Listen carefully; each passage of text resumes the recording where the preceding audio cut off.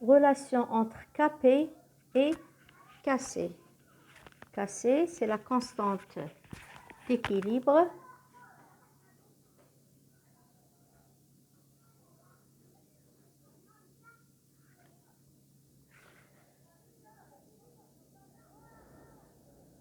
liée, bien sûr, aux concentrations. On avait vu que Kp égale Pi, Pc, la puissance c fois Pd à la puissance d sur P, Pa à la puissance a fois P, B à la puissance b. Donc, si on revient toujours à l'expression des gaz ou la loi des gaz parfaits, PV égale nRT, la concentration égale à quoi? Égale nombre de moles sur un volume. Donc, si je divise, si je veux trouver l'expression de P égale à quoi? Égale N sur V fois RT.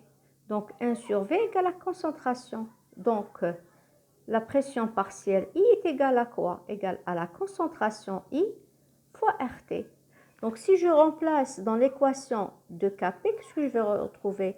Je vais retrouver la concentration de C à la puissance fois RT, le tout à la puissance C, fois la concentration de D fois RT à la puissance D, sur la concentration de A fois RT à la puissance A fois la concentration de B fois RT à la puissance B. Donc, si on arrange tout ça, vous allez trouver quoi? Vous allez trouver, puisque Kc égale à quoi?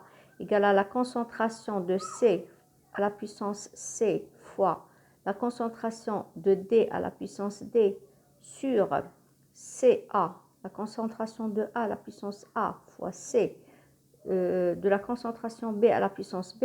Donc, si on arrange cette expression, on va trouver que Kp égale Kc, la constante d'équilibre relative aux concentrations, fois RT fois delta N. Delta N, la variation de nombre de moles, égale à quoi? Égale la somme de Ni des produits moins la somme des Ni des réactifs, mais à l'état, toujours à l'état gazeux. Donc, je répète qu'il faut prendre les N, les nombres de moles à l'état gazeux. Ne prenez ni le solide ni le liquide. Donc, Kc, c'est la constante d'équilibre en fonction des concentrations.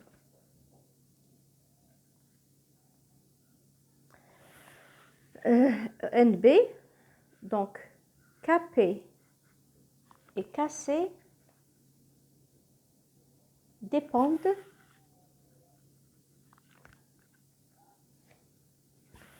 de la température. C'est-à-dire que Kp et Kc sont constants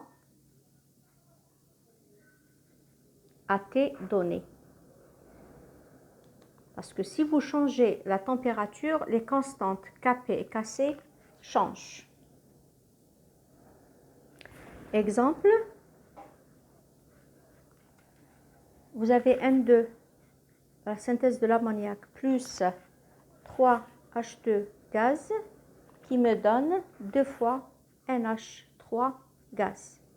Donc, si je veux déterminer l'expression de Kp en fonction de Kc, je vais écrire Kc fois RT à la puissance delta N. Delta N égale à quoi?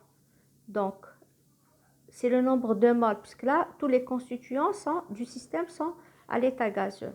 Donc, qu'est-ce que je vais écrire? Je vais écrire le nombre de moles des produits qui sont de l'ammoniac, donc 2, moins N2 moins 1, moins 3. Donc, 2 moins 4, ça vous donne moins 2 moles. Donc, Kp égale à quoi? Égale Kc fois RT à la puissance moins 2. Donc, ce sera Kc sur RT à la puissance 2. Bien sûr, Kp ou Kc n'ont pas d'unité. Donc, vous trouvez une valeur. Un autre exemple,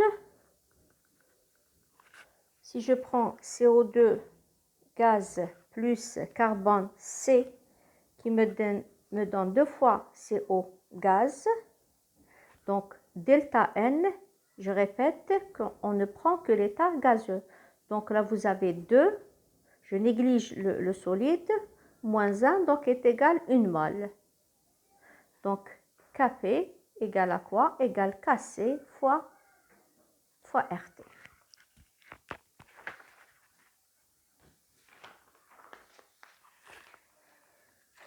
Donc là, vous avez relation entre Kp et Kc. Maintenant, on va voir relation entre Kp et Kx.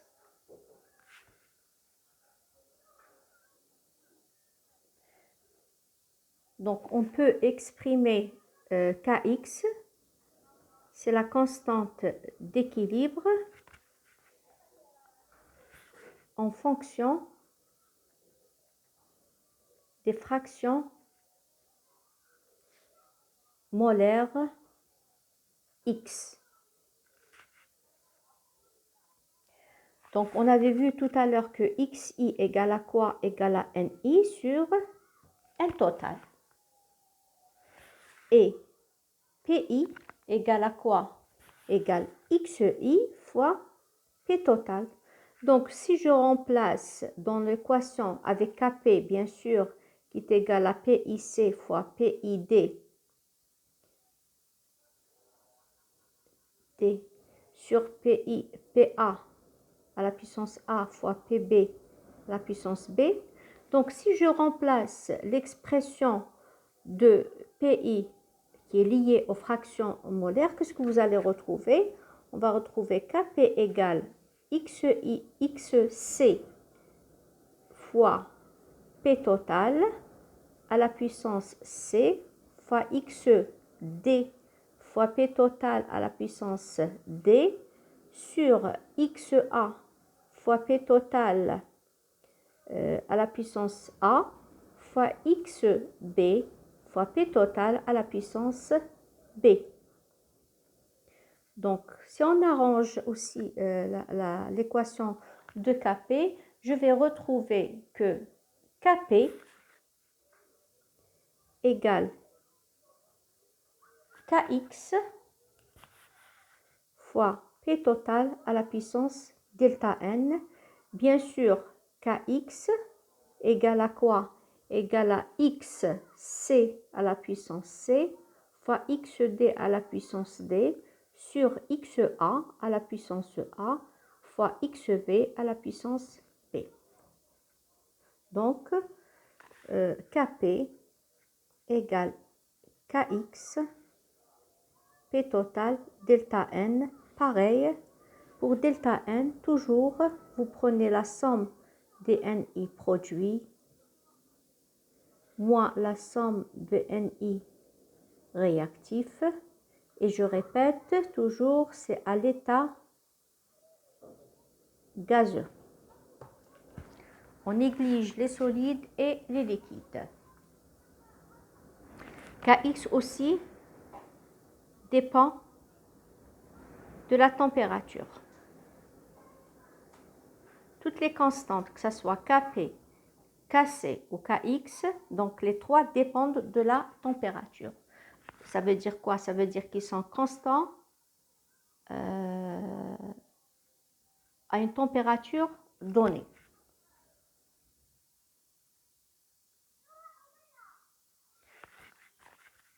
Remarque, ou NB. Donc, les équilibres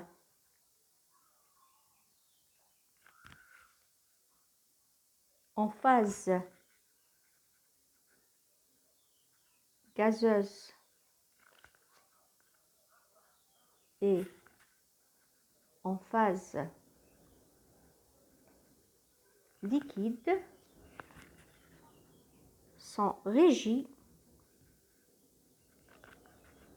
par la même loi.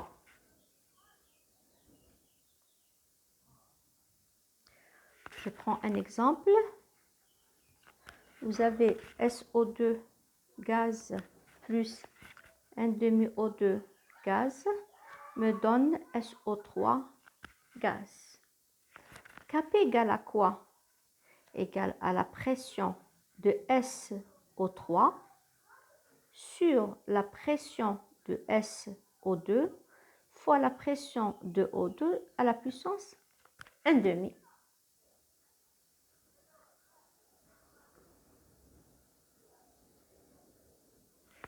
Et si je veux calculer Kp en fonction de Kc, Kp est égal à quoi? Est égal Kc fois RT à la puissance delta n. Delta n, vous avez 1, moins 1, moins 1,5, donc moins 1,5. Un autre exemple, si je prends le carbone solide plus CO2 gaz qui me donne 2 fois CO gaz, donc Kp égale à quoi? Égale la pression partielle du CO à la puissance 2 sur la pression partielle de CO2. Voilà, donc la pression des solides, elle est négligée, ou bien, donc PI carbone solide égale à 1. Et PI des liquides aussi est égal à 1, vous les négligez.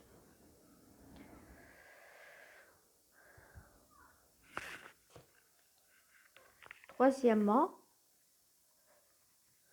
coefficient de dissociation alpha.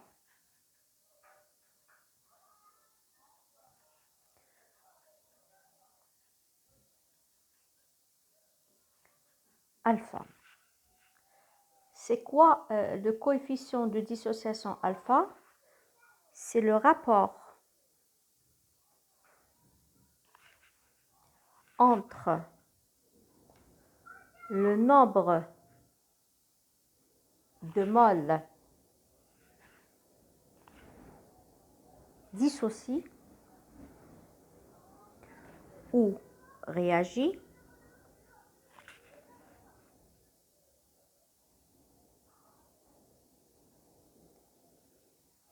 à l'équilibre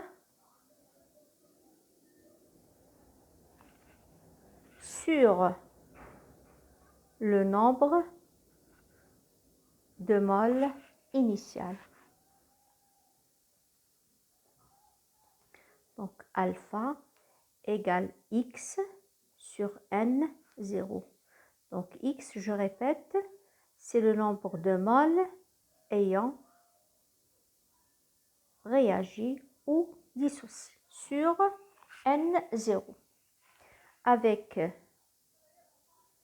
x égale alpha n0.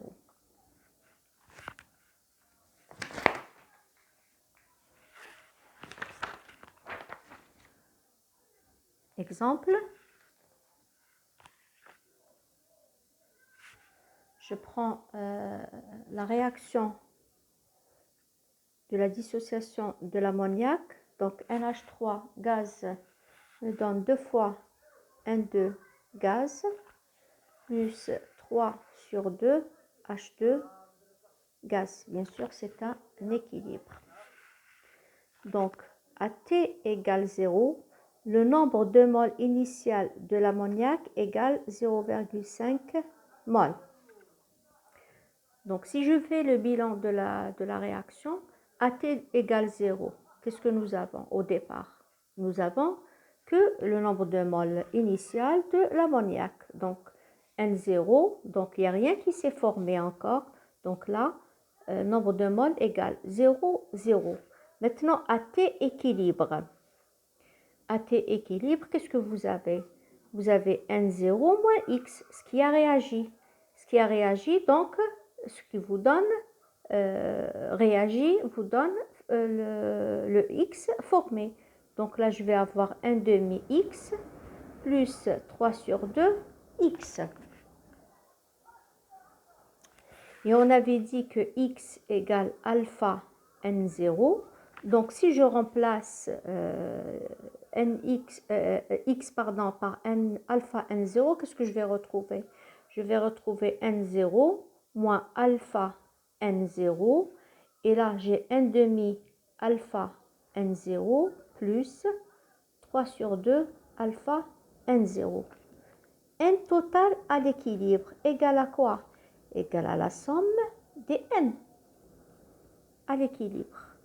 Donc, égale à quoi? Égale à la somme des nombres de moles à l'équilibre. Égale n0 moins alpha n0 plus 1 demi alpha n0 plus sur 3 sur 2 alpha n0. Donc là, ça vous fait 3. Et 1 et 3, ça fait 4. 4 sur 2, ça vous fait 2. Donc, j'aurai n0 moins alpha n0 plus, donc on a 2. Donc, 2 alpha n0. J'aurai à la fin n0 plus alpha n0. Donc, n total à l'équilibre égale, bon, je vais faire sortir n0 en facteur, donc j'aurai n0, 1 plus alpha. Donc voilà votre bilan à l'équilibre.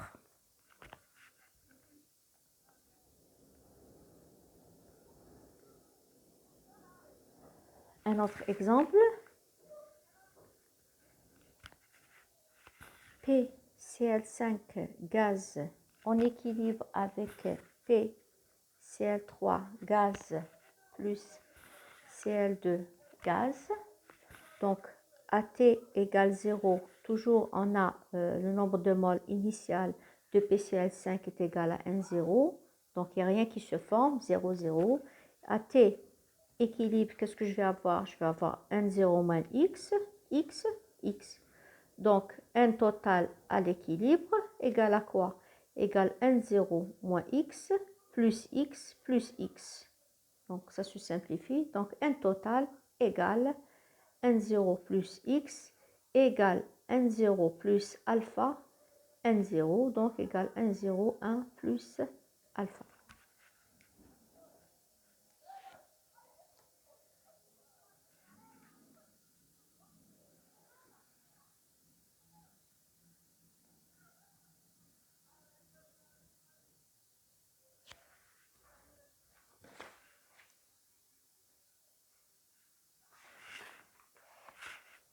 Exemple 3. On va essayer d'exprimer Kp en fonction du coefficient de dissociation alpha.